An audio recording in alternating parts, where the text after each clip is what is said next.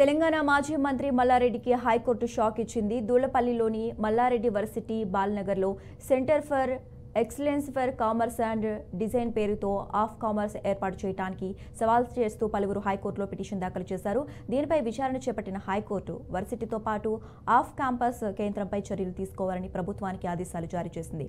ఇక అటు బీఆర్ఎస్ మాజీ మంత్రి ఎమ్మెల్యే మల్లారెడ్డి అయిన అల్లుడు రాజశేఖర్ రెడ్డి కూడా త్వరలో కాంగ్రెస్లో చేరనున్నట్లు తెలుస్తోంది. అయితే వీరి రాకను మాజీ ఎమ్మెల్యే మైనంపల్లి తీవ్రంగా వ్యతిరేకిస్తున్నారని సమాచారం.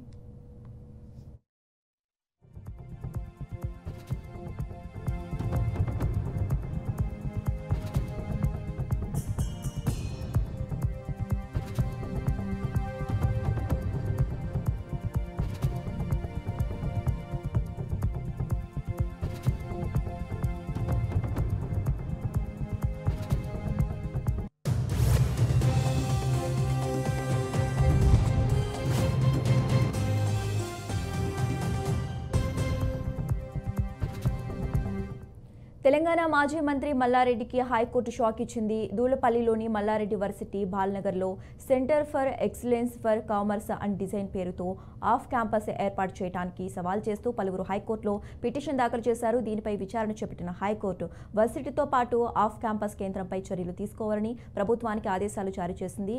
ఇక ఇటు బీఆర్ఎస్ మాజీ మంత్రి ఎమ్మెల్యే మల్లారెడ్డి అయిన అల్లుడు రాజశేఖర్ రెడ్డి కూడా త్వరలో కాంగ్రెస్లో చేరనున్నట్లు తెలుస్తోంది. అయితే వీరి రాకను మాజీ ఎమ్మెల్యే మైనంపల్లి తీవ్రంగా వ్యతిరేకిస్తున్నారని సమాచారం.